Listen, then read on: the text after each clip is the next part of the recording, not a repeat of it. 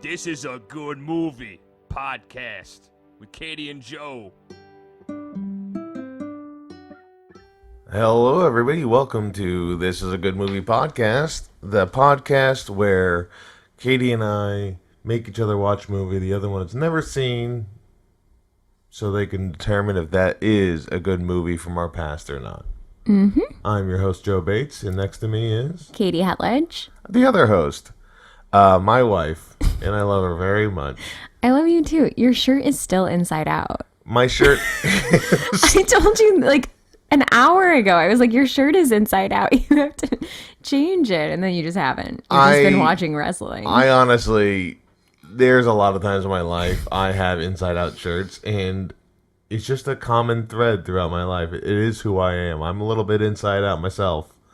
One time, this is true.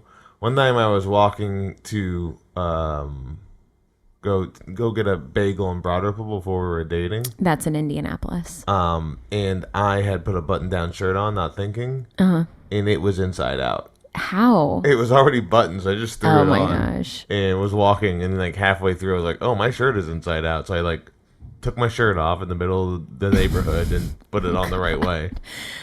An inside out button down shirt is basically like, that's actually a choice. Like, that's a fashion choice that you have made. Yeah, that's a I can't even imagine what movie we saw where you'd see, probably 13 going on 30, where you'd see somebody wearing a inside out button down Excuse me, shirt. the fashion in 13 going on 30 was great, as we already established. Well, I think the fashion gets a little bit better in the movie we're going to talk about today. But before that, Katie wants to start a new segment where we're going to open the show with movie news. And that's like the name of the segment. Very original.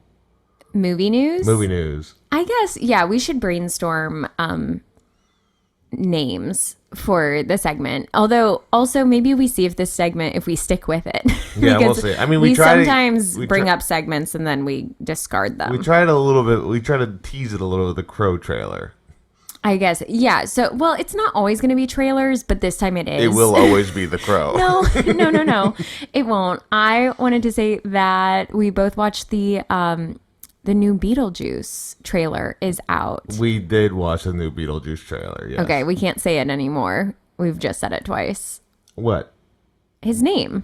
Okay, if you're listening, say it right now, and you're going to meet Michael Keaton. Congratulations. Yeah, so it's not a full trailer, it's just a teaser. And this is, like, everyone is back. Michael Keaton's back, Winona Ryder's back, Catherine O'Hara's back. Tim Burton is directing. Danny Elfman is doing the music for it. And I looked it up. There have been like talks throughout the years of them doing a sequel, but it just kind of kept like not happening for one reason or the other. Like they were going to do a sequel right away. But then Tim Burton and Michael Keaton got distracted with Batman. So then they like didn't. But Winona Ryder has always said like that she would do another one as long as it was Michael Keaton and Tim Burton. And so now we have that happening. It is interesting because I feel like Tim Burton's been in a real weird place for, I would say, 2 decades now. So I don't know what kind of movie this is going to be. I think it'll be good. It's produced by Brad Pitt's movie production studio. Okay. And I guess Tim Burton like wasn't attached originally, and then he was brought on and basically scrapped everything that they had and was like, we're doing this the original way of like just good actors, good script, like that's what we're doing. And he wanted it to be, so this, I don't know if you could tell in like the very short trailer, but he wanted it to be a lot of like practical effects, like look a little bit more homemade than having too much like digital stuff. And I think it does. Exactly like the original movie. Yeah, it does. Everyone looks great. I'm like so excited. Jenna Ortega is in this, which makes sense. The people who wrote Wednesday also wrote the script for this movie. Do you think Jenna Ortega has been typecast? Yes, she has. But like, I don't know that might as well like go all in on that while it's working for you, and then like then you can kind of make a pivot once you're established. I feel like that's a pretty standard way to do things. Yeah, I am much more excited than I was for the movie we just saw, Ghostbusters Frozen Empire. So it does look like it's going to be better than that. I liked Ghostbusters Frozen Empire. I think the new Ghostbusters lost like jokes. Yeah. And humor, where the only humor in this one is like Bill Murray says 2 lines and Paul Rudd is just charming. I know, he's so great. Did you ever see the all-female Ghostbusters, or you didn't see it? I saw bits and pieces. I've never seen the entire movie, Okay, but we'll it did watch seem that a at little some bit point. more like slapsticky. It's very funny. Oh, it seems like more like sometimes with those kind of movies, not necessarily. I'm not saying like all female reboots. I'm saying like these type of comedies at that time. It's like right after Anchorman and all this stuff. So a lot of jokes are like winking The jokes. like 2010s. Yeah. Yeah. And it's like not, to me, very funny. Because it's like, I just made a joke or I just said something really silly and they like pause. I haven't seen it recently enough to know, but as we were leaving the theater from Ghostbusters Frozen Empire, this little girl says to her mom, "Mom, do you remember the all women one?" And the mom was like, "I do. I liked that one. What did you think?" And the mom goes, or the daughter goes, "I thought that one was much funnier than this one." Yeah. I mean, that is 100% true, little girl. So, anyway, new Michael Keaton, Tim Burton movie. I don't want to say the name again. Oh, yeah. Well, the name is not just the name. It's the name twice. So what we've No, said it's 3 times. No, that is the rules, but the movie name is Beetlejuice. Okay, well, I've now said we're it- just out the window. I said on it 2 that. times quick. So Great. once you get to 4, it goes back. It reverts. I whatever. Oh my God, Michael Keaton. Hey, everybody. Great. Trailer is impression. out. Great impression. Trailer is out. Go check it out. But this movie does not come out until September 8th, Okay. which I love. Because I feel like too many movies, and yes, this is going back to Ghostbusters Frozen Empire, are coming out without me knowing anything about them. I had no idea that a new Ghostbusters was coming out until literally like this week.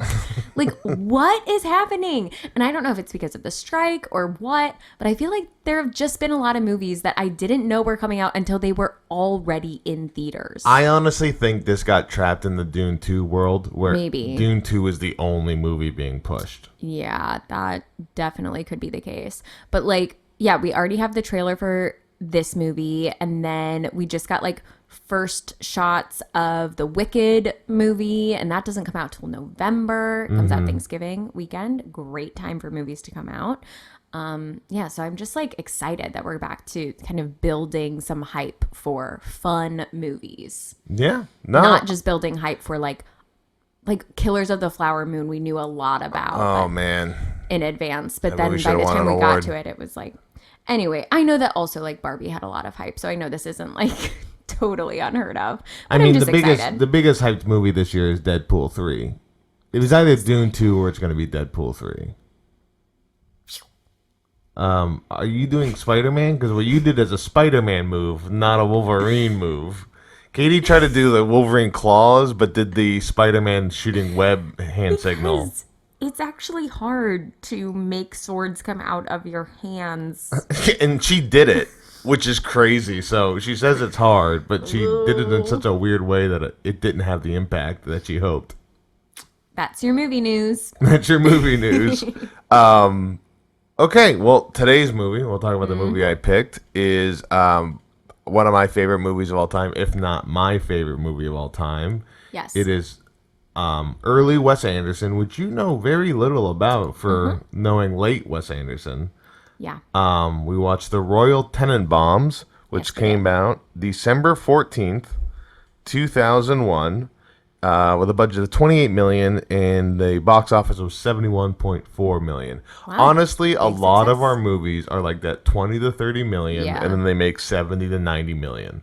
I feel like almost all of our movies are like that. Maybe. I know you're tracking it on a spreadsheet. I am so tracking you it have on a that. I'm spreadsheet. like not paying attention to that. I know. I'm just letting you know. It is just kind of is strange It to is have. interesting. That's a standard movie, it seems like. Well, but also those are going to be the movies that one of us hasn't seen. Like, think of the huge, like, big budget, other than, you know, Rogue like One. Mission Impossible, Rogue One. But, like, I've seen most of the Star Wars films. Like, we've seen a lot of the big, we're not going to be watching any superhero movies, I guess, other than The Crow on this podcast, because like you and I have both already seen those. I honestly am going to argue with that because Okay, there's great. a lot of superhero movies you haven't seen, like Logan that made a ton of money. There's a lot of stuff. Okay, you named Blade. one. Yeah, I haven't seen Blade. You haven't seen the original Darkman movie, which we, after The Way of the I'm Crow saying, went, we like, may never watch that. Superhero movies people have heard of. Logan is a huge movie. Blade Yeah. is a huge movie. Okay, but not Darkman. Darkman, they made 4 of them. I've watched all 4 of them. It's similar to The Great. Crow. Well, okay, we need to move on Okay. from that immediately. All right. But here we're talking about the Royal Tenenbaums. Yes. I'm gonna start off. Katie, what did you think the movie was gonna be about? So, I knew. I didn't really know anything about this movie. I knew like some of the casting, and I knew references to like the characters, like with their costumes and And you stuff. knew there'd be symmetry. Yeah, and I knew it was a Wes Anderson film. So I said, I think this is a movie about a weird, wealthy family. Yeah. I don't know what the plot will be. And because it's a Wes Anderson movie, I may never know what the plot is. I feel like this is probably the early Wes Anderson stuff is the most standard plots of all of their movies. Yes. I agree with that. But yeah, so the Royal Tenenbaums is about an estranged father returning to his house with his children grown up who are child geniuses.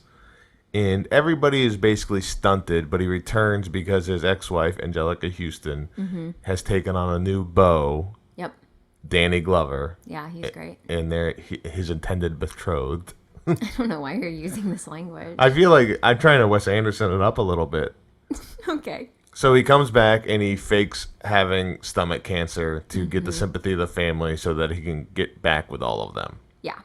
And antics ensue.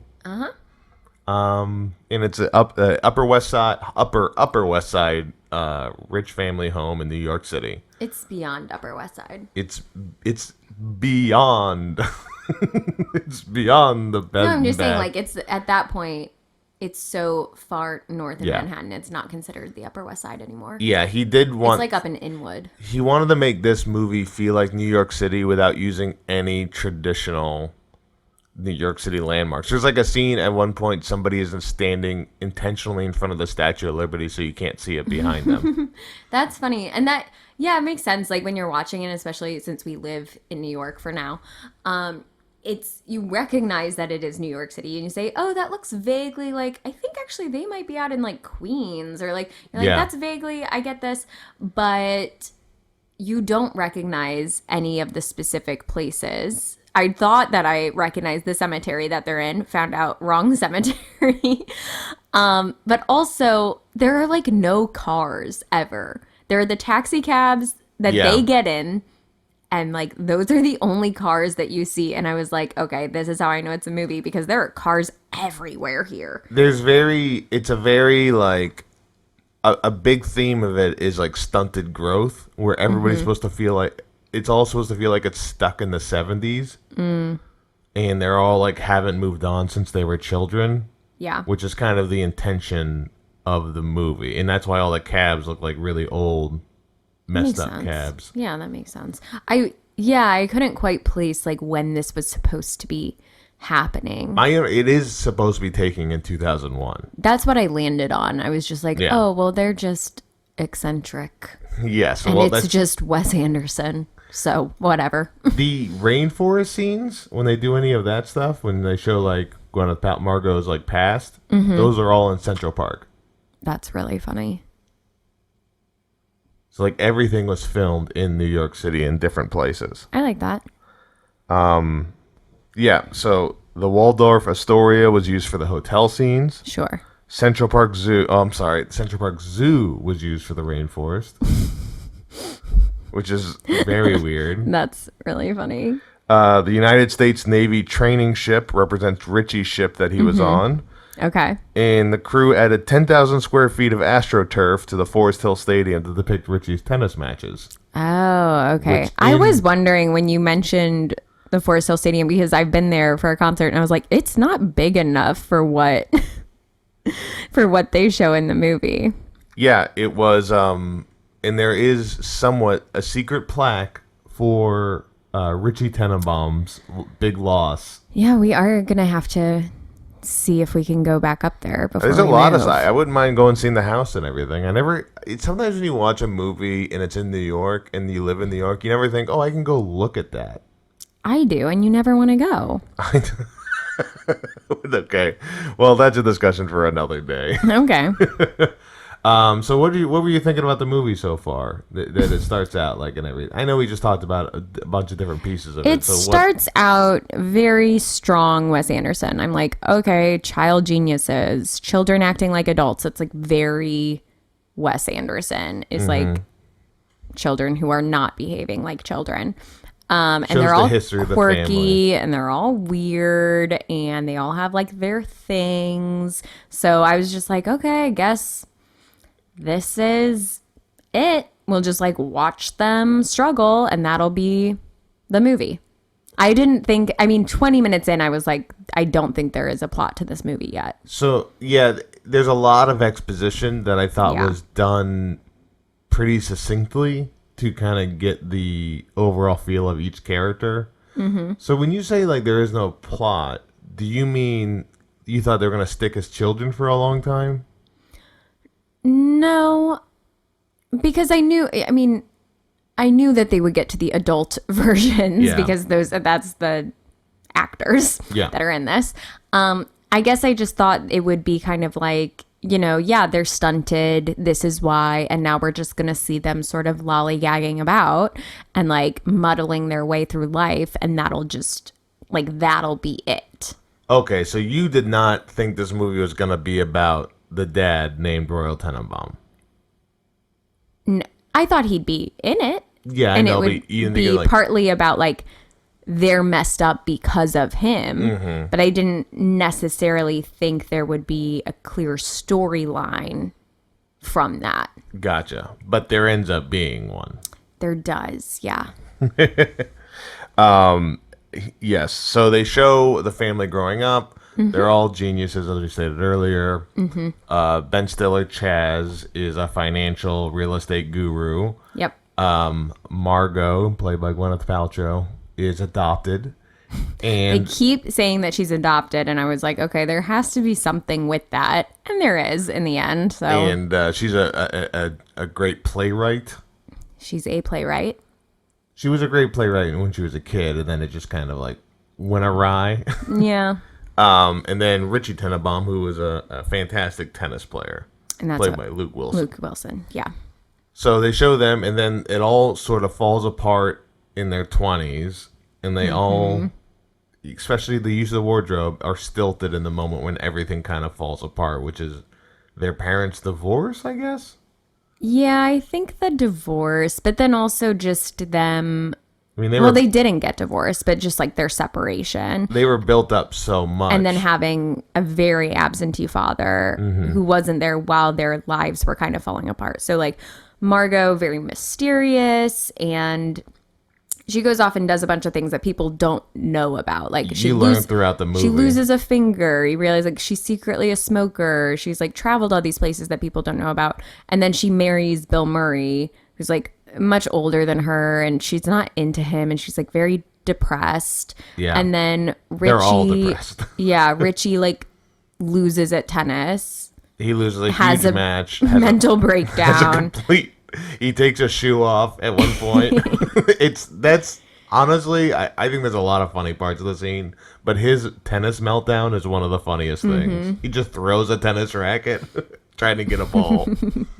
And then he like goes away on a boat to travel the world and do nothing. And then I think that Chaz, Ben Stiller, was like mostly fine. He got married, had 2 kids. And then what really messed him up was that... Which is crazy. I would have been okay with it. Well, one, he like got into legal issues with his dad, and like his dad was like stealing from him, so he had to sue his dad. So that probably messed him up a bit. And then also his wife dies in a plane crash that his sons and his dog Buckley were also in, but the three of them survived, but like the Yes. wife died. So now he's obsessed with like safety and making the kids run all these like drills to, I don't know, keep them safe. And they're just like not okay. And yeah, I mean, he's clearly not doing well with the wife's death, and he's just put it all into safety. Well, and that's what kickstarts, I think, the actual Yes. plot of the movie is like he feels so unsafe in his apartment with his kids that he decides to move them back home into the Tenenbaum like household. Yes. With his mom, and then because he moves back, then Margot wants to move back because she's like hates her life, and she's like, if he gets to go back, why can't I? And then Richie finds out that Margot is back, and Richie is in love with Margot. Yes. And so then he has to come back too. So that is the Oh, second. and the dad pretends that he has stomach cancer, and That's why Richie that comes also back. brings Richie back. Yeah, that's right. Because the dad sees that Angelica Houston, who's fantastic in this, Yeah, she's great. has taken on a new person, Danny Glover, Danny as we Glover. mentioned. And so he concocts a scheme to move back into Mm-hmm. the house by bumping into Angelica Houston, then, which I think is the second funniest scene, telling her he's dying. Yep. And then she slaps him, and that is a for real slap. Oh gosh, And I'll get into maybe why that was later on. just a feud between Angelica Houston and Gene Hackman. Well, Gene Hackman tells her she's dying. Then she gets really mad at him. And he goes, "I'm not dying." And then she goes, "Well, what is it?" She goes to leave. He goes, "I am dying." And she goes, "Well, what is it?" He takes a long time to think. And then he goes, "Yes, I am dying. I've got 6 weeks." Yeah. Which is a crazy amount of time to think you're going to fix everything. Right. So he comes in stomach cancer, gets a whole hospital bed, moves back in the Tenenbaum household, and everybody's just back. Gene Hackman, what I was saying earlier, Gene Hackman was a terror on set. Oh no. Is he in any other Wes Anderson movies? No. I didn't think so. No, he knew this was like one of his last roles that he was going to take before he retired. Yeah. He's still alive, but he was so upset about how little pay he got for this movie Oh. and how many hours he put into this movie that he was like kind of like constantly. Wes Anderson told him that he would enjoy making this movie. This is like his big push. Like, you're going to have fun the whole time, and I will make sure it's fun. I mean, everyone seems to like being in Wes Anderson movies, like his little cast of characters that he has, his little theater troupe. They all keep coming back, presumably because they enjoy it. But apparently Gene was so pissed about this that he like was constantly mean to Angelica Houston, and he was constantly yelling and bullying the cast says bullying Wes Anderson, where he'd be like, "I'm not having fun right now, Wes." Oh, God. And to the point that Bill Murray would show up for every Gene Hackman scene to defend Wes. Wow. So he would just stand there and be like talking back to Gene Hackman as he was like belittling Wes. I'm glad I didn't know that before I watched the movie, because that Yes. would make it harder for me to like empathize with Royal Tenenbaum. I mean, it's hard to emphasize with Royal Tenenbaum, but Empathize. empathize, You said emphasize. emphasize, Empathize. empathize, No. baptize. It's hard to baptize Royal Tenenbaum in this movie. But Wes does go that I will say he is very good in this movie, and he's very committed to like role and the acting about it. He was just really upset about the way it was going about and how little pay he was getting.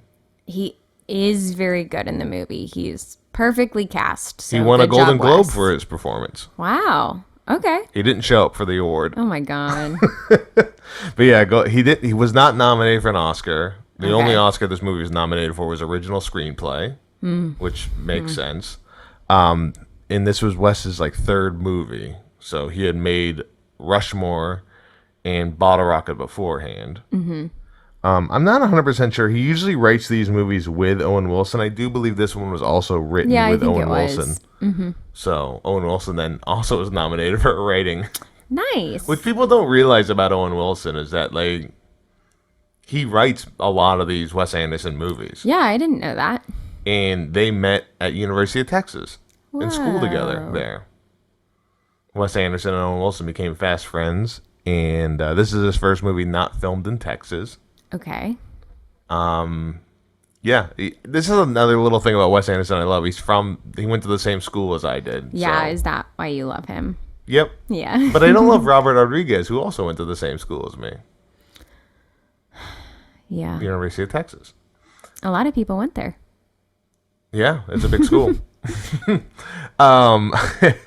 So he moves back in, everyone's there, and Richie clearly still like looks up to his father and cares about what his father thinks. He seemed to have the best relationship with his dad because they mentioned like when they're kids, his dad would take him out in the city Yeah. to like do fun stuff for a day, and he would not take the other two. Chaz has the worst relationship with his father, where he's like jealous he did of sue him.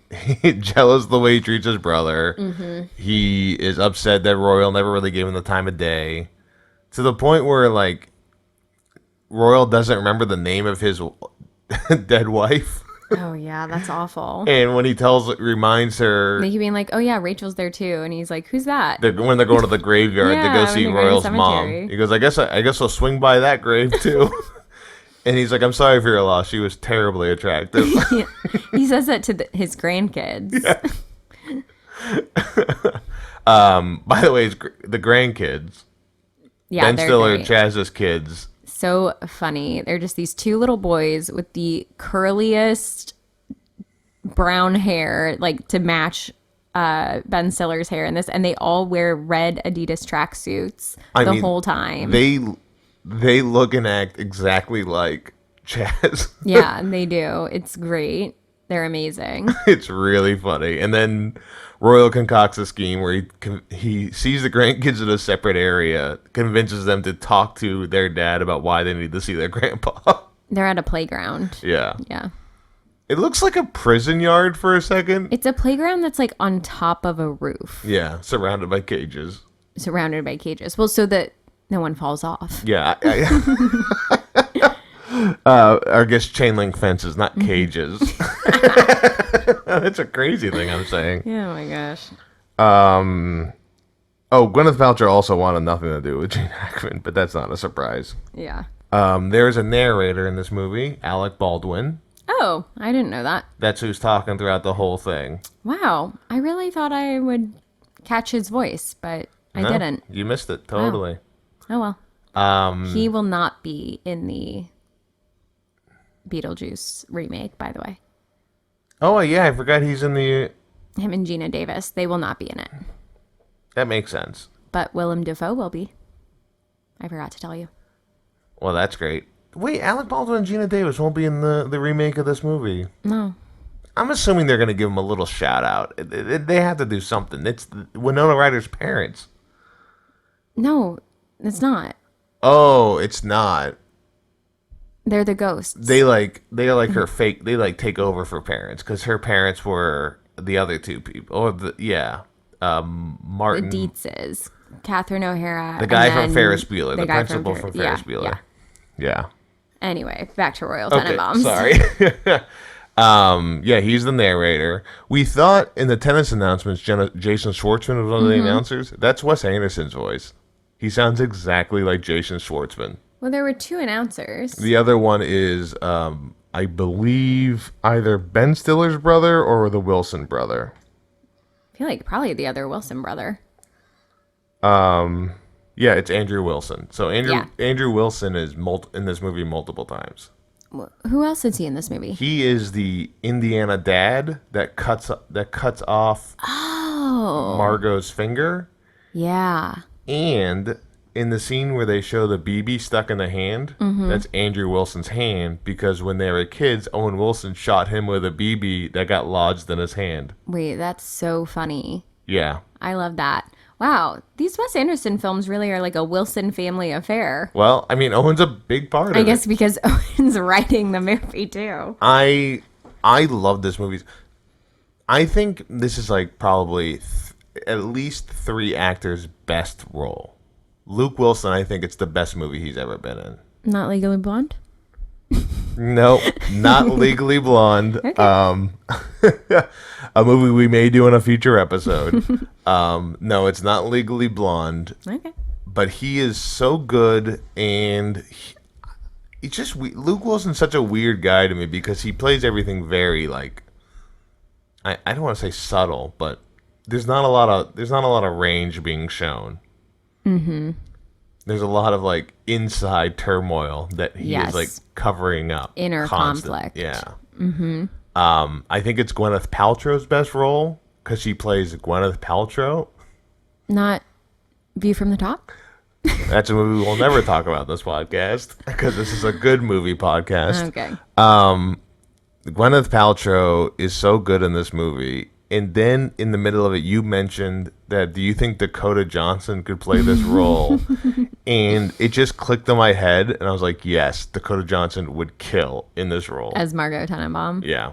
And then, what did I tell you about Dakota Johnson and Gwyneth Paltrow?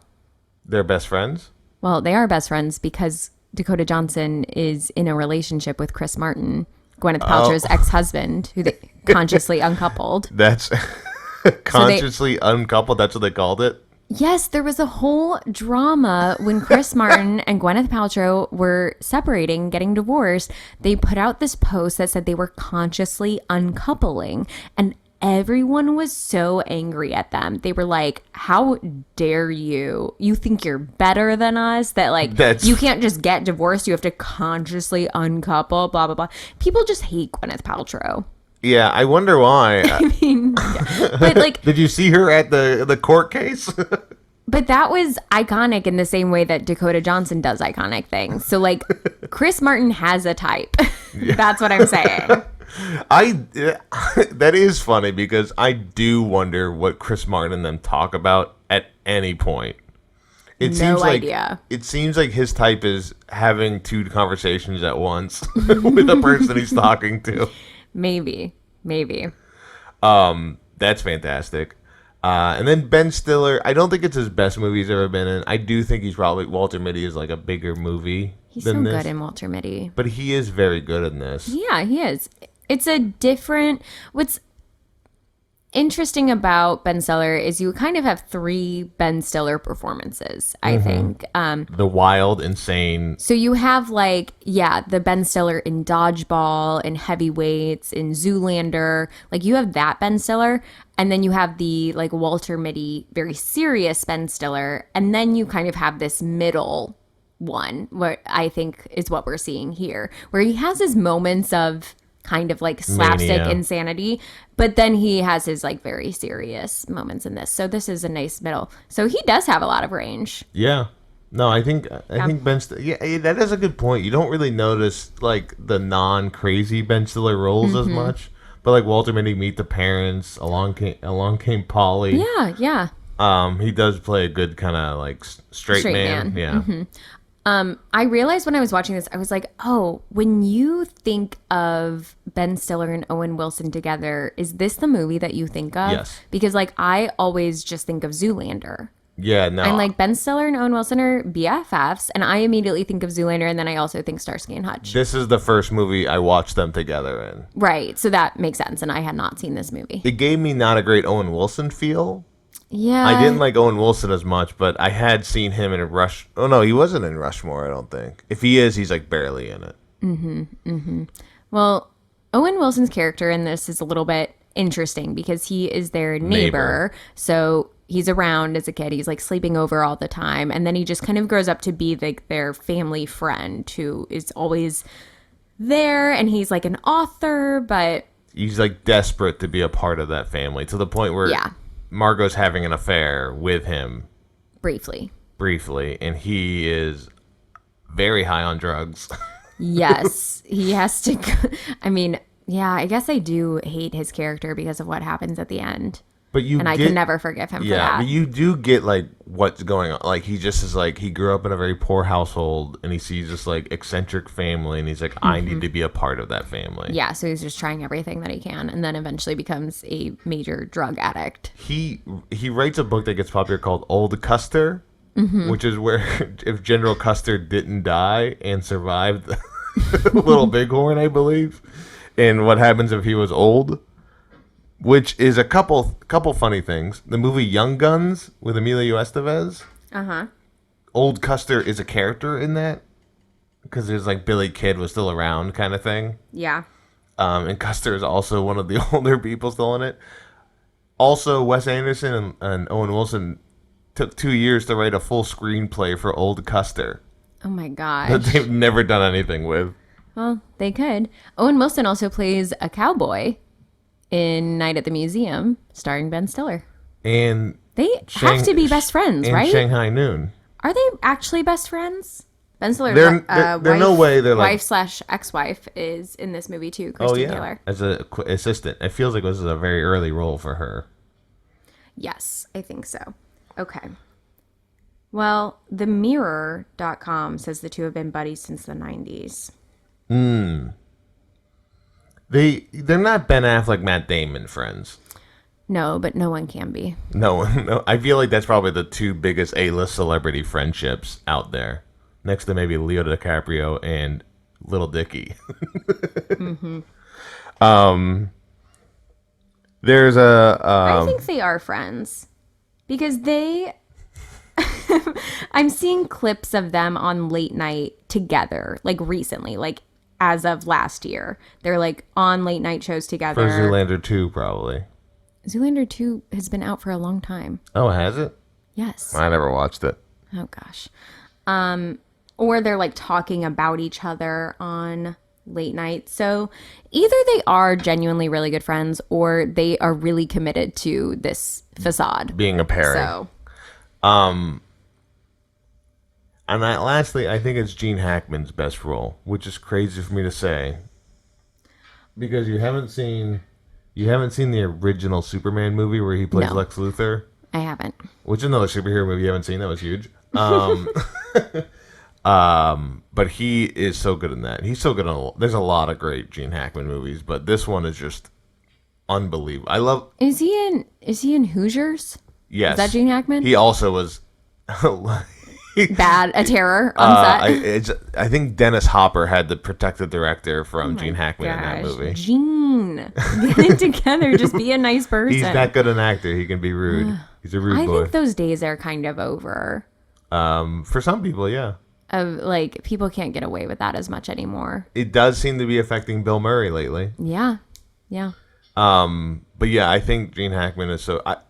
I think a top tier dad for me is Con Man Dad. I haven't seen that. No. Sorry. I mean just type of dad.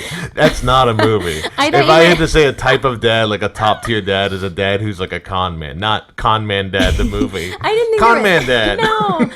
I didn't think there was a movie called Con Man Dad. I thought there was a movie called Con Man and there was a dad in it. And maybe it was played by Gene Hackman. I can't trust my dad to do anything. He's a con man dad. This dad does a little bit extra than raising kids. He also does cons. Rated PG-13. I don't like a con man dad. Really? I like a an- quick talking, fast talking dad that needs to redeem himself. I'm a big fan of that. I like a dad that is Ed Begley Jr. Who is that? You know him. I'll show Well, you a picture. I will know who he is. I just need to see a picture. I'm not great at knowing random names like you do off the top of your head. Him. Oh yeah. You like Alec Baldwin's dad in 30 Rock. Yeah, pretty much. He's just he's a good dad. Yeah. Just a regular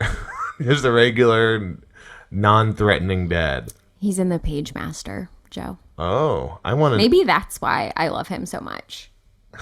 I want an edgy dad. I want a dad with edge. I want my dad to be wearing New Balance sneakers. These are two parents that I don't have and I wouldn't mind. Angelica Houston and Gene Hackman. Just the parents that aren't in love, divorced. Okay, but are they good parents or are they bad parents? I don't really know. So Gene Hackman's a bad parent. That's clear. But like, is Angelica Houston a good parent? Because she seemed to really supplant their needs and like trying to raise them well, but then seemed to kind of give up after 18. right, I don't really know if she was as good of a parent as maybe we're led to believe. I think she's as good as a parent as a very rich woman in New York City can be by herself. Mm-hmm. That's a socialite. She's not a socialite. She's like an anthropologist. Oh, yeah, there is. And at one point they're at like a grave, Yeah. dig? She's Or an archaeological dig? She becomes an archaeologist. Wes Anderson's mom, after his parents got divorced, also became an archaeologist. Okay, that makes sense because I was like, honestly, I feel like there is a lot of archaeology stuff in his movies. There's always like masks and things. That makes sense. don't know. I think that's more anthropology than archaeology with masks. Yeah, I mean, anthropology is like ancient cultures, Yeah. and archaeology is Digging up bones. things, but they inform each other. Yes, that's true. They're both social sciences. So he would send pictures of his mom, like during digs and stuff, to Angelica Houston's like, this is kind of the look I'm thinking of. And Angelica she nailed Houston it. wrote back, do you want me to be your mom? And Wes Anderson's like, no. I mean, given what this entire film is about, Yeah. some food for thought. But, well, it's not, I mean, it is like, it started off by his parents' divorce to make this movie. They had a late divorce. But it was based off a few things. Orson Welles' drama, The Magnificent Ambersons, and a lot of it for like kid geniuses was inspired by J.D. Salinger, Okay. who had a book about like the Glass family. And all the kids in the Glass family are very smart and like child geniuses. And he kind of wanted to see what happens later on. Like they're all Yeah. stilted. And that's why they're all wearing the same clothing, basically. Yeah. All right. So we talked a lot about side stuff. Sure. We'll get back to the main plot. Oh, yeah. I think we need to talk about this to get your views on it. Okay. What are your feelings on the Margot Richie relationship? Bad. So, Richie, son, Margot, adopted daughter, raised together since they were like 8 to 10 or something like No, that. I think they said that they adopted Margot when she was 2. Okay. Raised together, they end up falling in love and being in a relationship. Bad. To which most people say it's Bad. kind of weird their vibes of other people give this thing to the point where they feel like defeated by this has constantly been a thing and they don't want to talk about it anymore to I guess it's not weird. I don't know. It is weird, but is do what you want to weird. do. It's weird. I guess it's not like illegal in the sense that they aren't blood related. So like Yeah. their kids wouldn't be messed up, but I think very much frowned upon. Yeah, I mean, this is the two ickiest things of Wes Anderson are this and Moonrise Kingdom, where they like it's like a kid having sex. What? In Moonrise They Kingdom, don't have sex. I thought they did in the tent. No. What's wrong with you? I thought that was what was implied. I haven't seen the movie in a long time, so I thought that was implied that because she like undresses in front of him. Yeah, I'm looking this up. Moonrise Kingdom. Children. I hate that I'm typing this. Okay, here we go. We're going to Reddit. I guess it's ambiguous, and some people have taken it to mean that, but it doesn't mean that. Okay, well then I'm one of the people ambiguously thinking. It's one of the reasons No. It's my the least favorite Wes Anderson movie. I generally like that movie, but Yeah, Moonrise Kingdom. Again, I don't really want to watch it again, though. that was like your And that's first. how I feel about a lot of Wes Anderson movies, so, That was your first Wes Anderson movie. yeah. Yeah, so that was. I've been watching a bunch of them, and this felt like it got a lot of accolades, and was like a lot of people talking maybe a Best Picture, but I thought that movie was a bit of a flub. This doesn't make Wes look great, but he Is was married to a child. interested in the idea of incest, and the adopted thing was a late add-on. Oh, no. I hate that. Yeah, I hate it's that not even great. more. Honestly, the only reason that I wasn't like barfing the whole time is just because I do love Luke Wilson and he's so cute and charming and I love him. So I'm like, whenever I want him to be happy, but like barf. Barf, barf, barf. That's how I feel about that. Yeah, that's fair.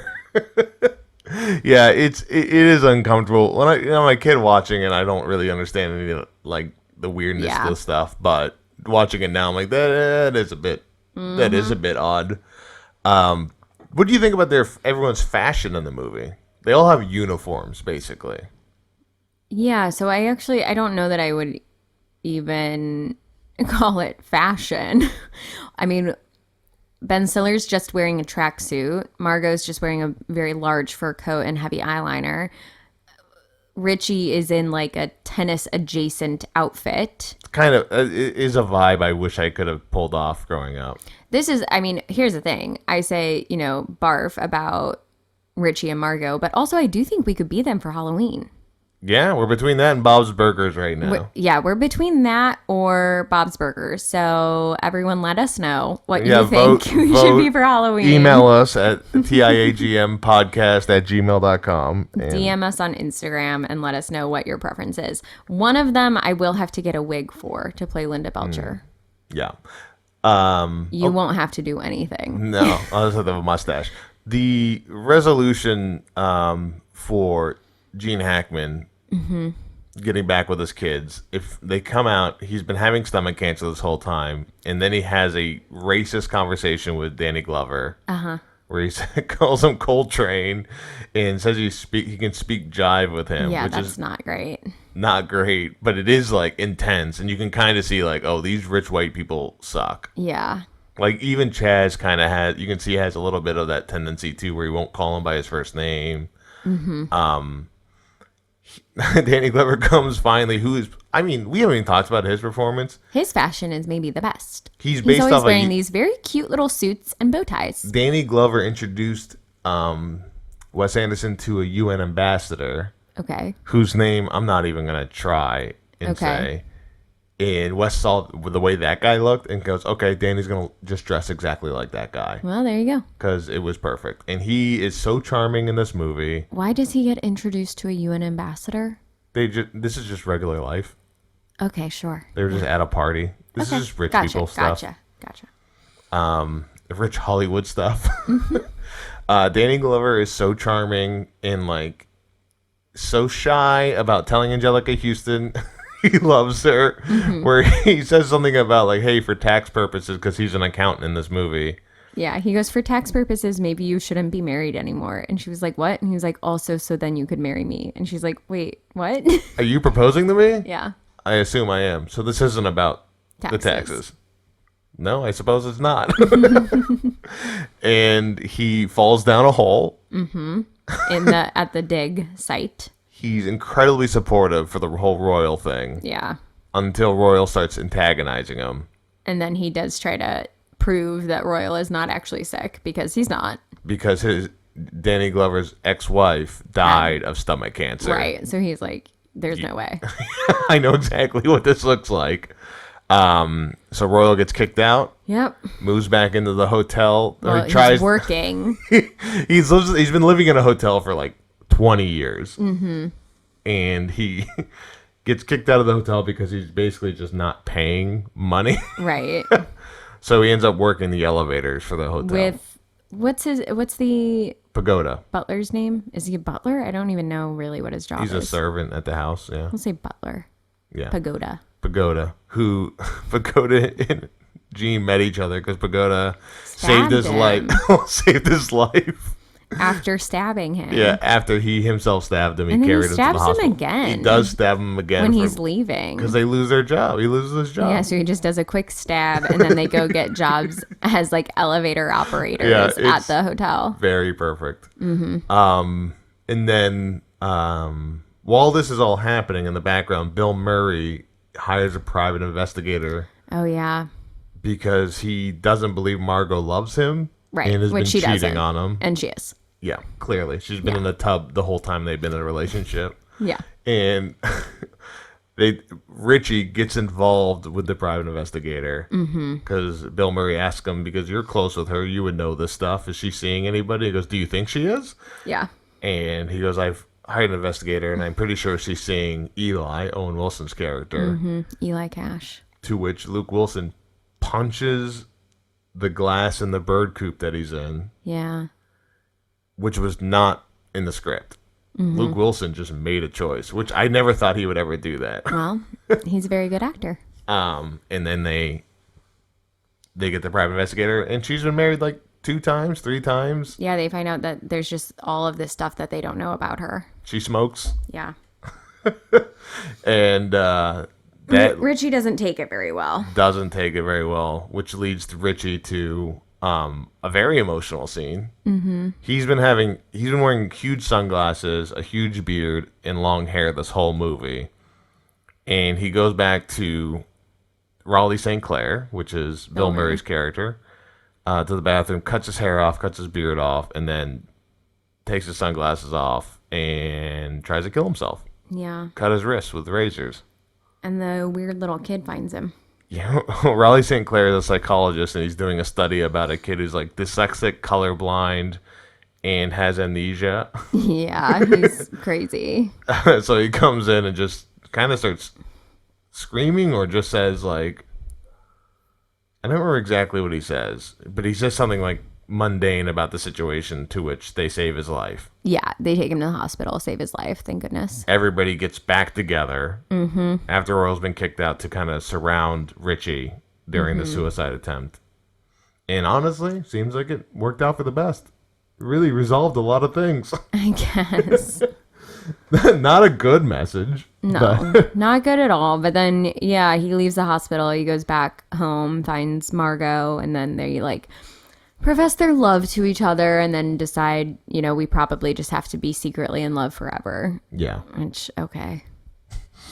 Well, you don't want to be too public about it. Yeah. And then there's an intervention for Eli. There is an intervention for Eli. Because he's a major drug addict.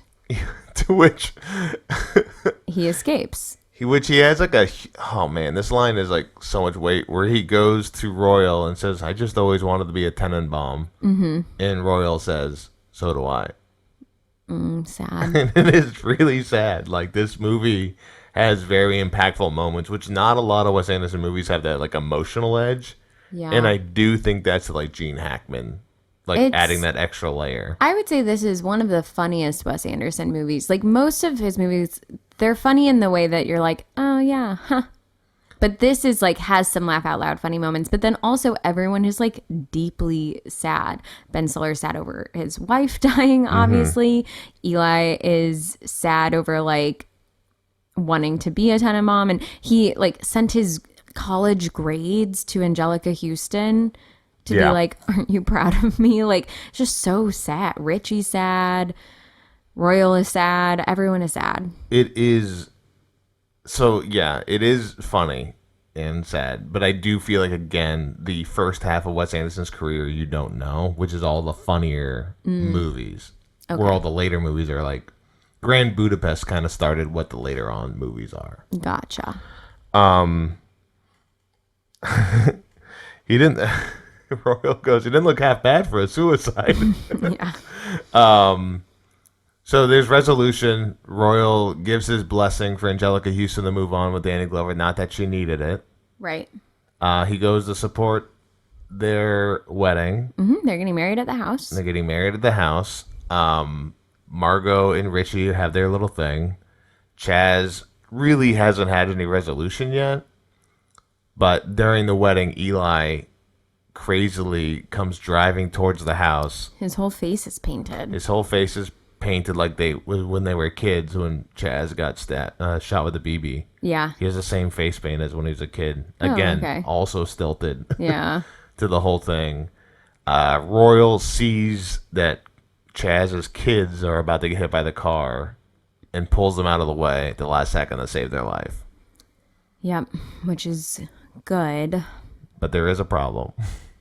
The dog was there too. They did not save the dog. They didn't. And Buckley. Buckley was like trapped. He's this really cute little beagle. And he is, here's the thing, he's part of the family because he is in all of the scenes that the kids are in. Like, he is at the playground with them. He is, at one point, they're all like having a family meeting when they're talking about the stomach cancer, and like he's in the hallway also listening to the family meeting, and then they just move on.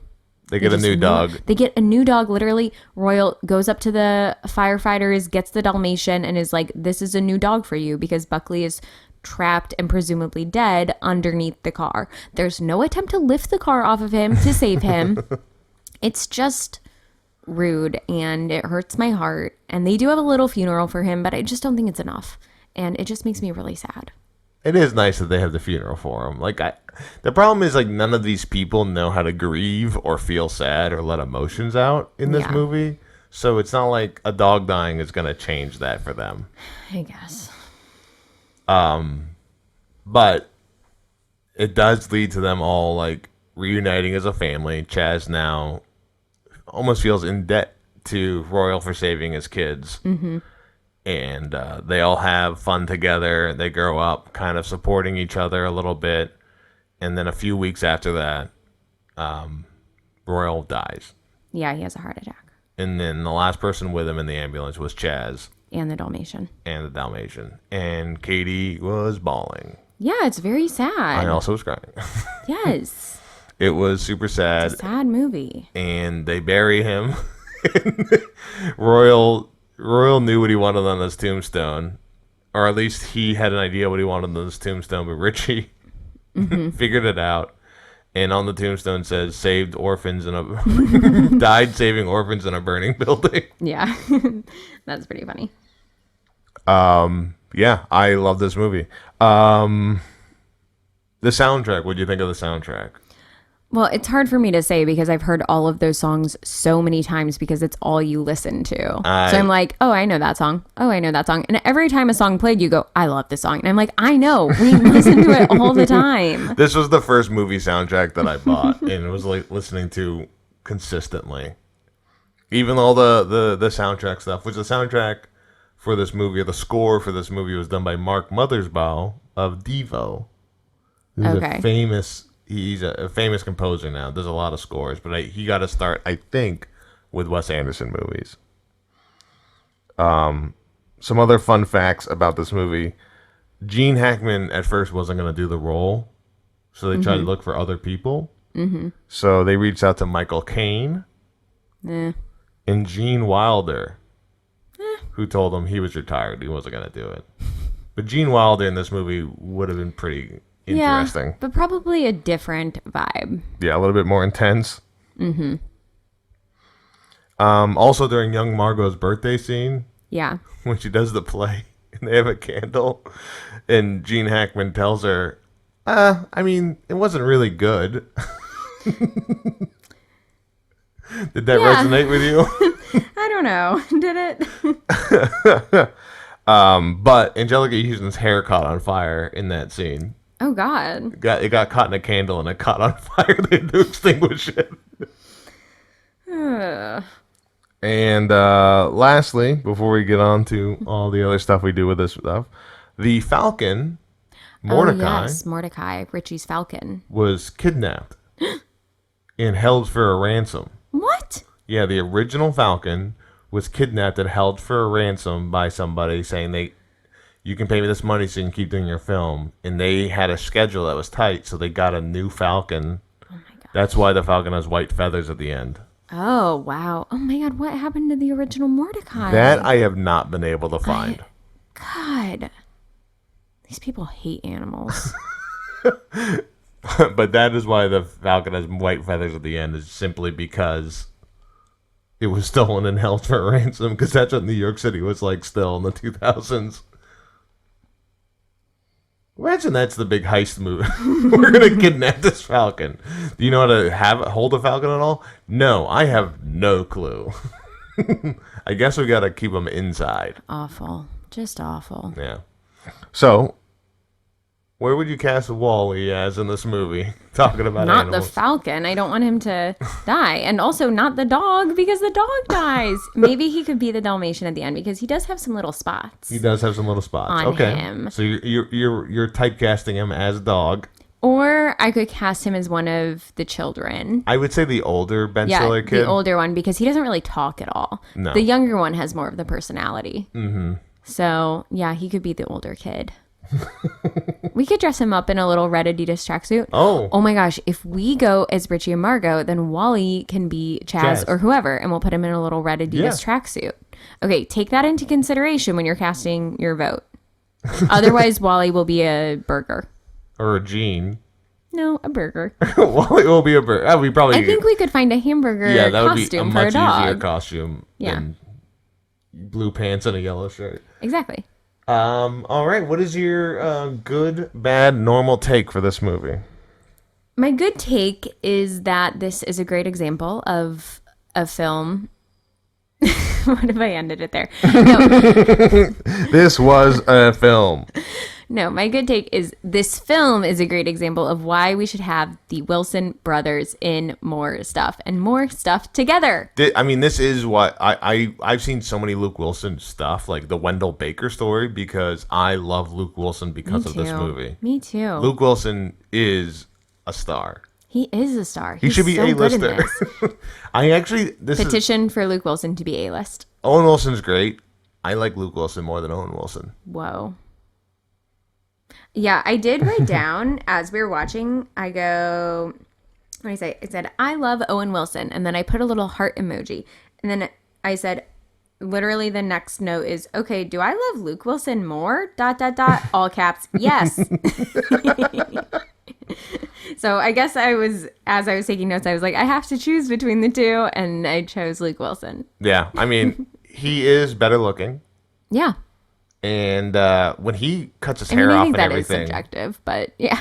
when he cuts his hair off and everything, he does look pretty good for a suicide. Okay. I don't know that that's the take. Well, That's not my take. Talking about takes, what are your this is a good, bad, normal takes for this movie? I just gave you my good take. Oh, then you Luke said, Wilson. "What's your good take?" And then I gave it to you, and now you've forgotten that was my good take. I was just so enamored by Luke Wilson my that I got lost. gosh. I got lost in his eyes. Okay. Okay, so Luke Wilson better than Owen Wilson. No, my good take was that this is an example of why we need more movies with the Wilson brothers in it together. And Yeah. you said that you agreed, and then I guess you blacked out. I went into a Luke Wilson blackout. Oh my gosh. Okay. My bad take is that this is a movie about self-involved, selfish people who aren't contributing to the world and they hate animals. Yeah, I mean, you're not wrong. You're not wrong in any of that stuff. Oh, did you notice that every time anyone was reading a book, they were reading a book written by somebody else in the family? Yes, I did. Okay, perfect. Yeah. Because you can clearly see that Richie's reading 4 playwrights or 4 plays by Margot. Okay. 3 plays. 3 plays. Sorry, I was thinking of the sequel. And my normal take is just, families should talk to each other. Communicate? Yeah, they should communicate.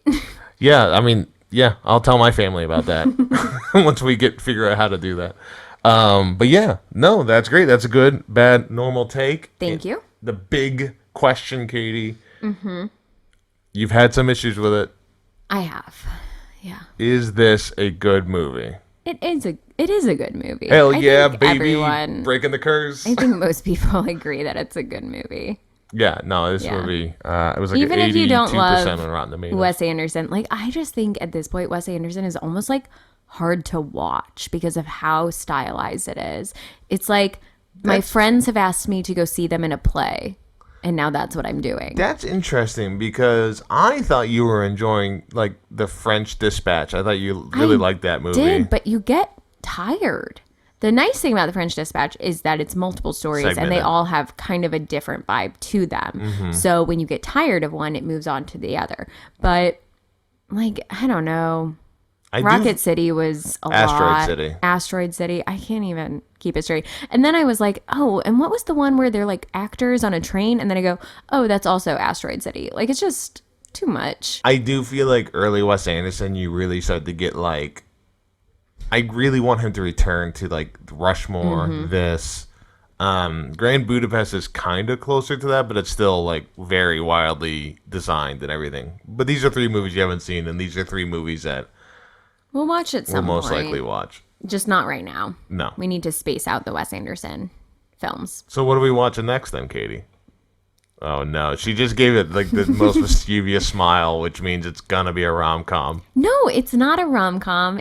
It's a movie that I love. It's an action comedy, and it's British. It is Kingsman. Oh, Kingsman: The Secret Service. Wow, I honestly been wanting to see this movie, so I'm happy to see. I'm so excited because I'm this is the perfect time because we've just done a couple iffy movies, and then we did a rom-com, and then we did this, whatever this was, and now this feels like a nice... It's a franchise I know nothing about. Yeah, you're going to love it. I better. All I know is Rasputin is eventually in it. Yeah, not this one. Not this one. Okay. And you can watch that. It's like everywhere. It's on HBO Max, it's on Hulu, it's on YouTube. So you can definitely go find Kingsman. Watch it. I think it's a quick watch and it's fun. And I've never met anyone who doesn't like it. So y'all should catch up for that one. Great. Well, this was another good movie podcast. We appreciate all you listening. We appreciate our podcast editor and theme song creator, Cale Forbes, the theme song vocals from Austin Fry, and our logo from Carrie Pulley. If you want to hear more from us, follow our Instagram at TIAGMPod. Katie and I have been trying to post regularly on it. A lot of different like movie news stuff. We also recently did a bracket for our 16 movies that we've done already to see which is everyone's favorite movie so far. You can find our personal Instagram handles there too, and you can email us at tiagmpodcast@gmail.com. As always, following, listening, subscribing, commenting, sharing, rating, reviewing is a huge help. Subscribing most of all, so please do that if you can. I'm Joe Bates. I'm Katie Hetledge. We love you. Bye.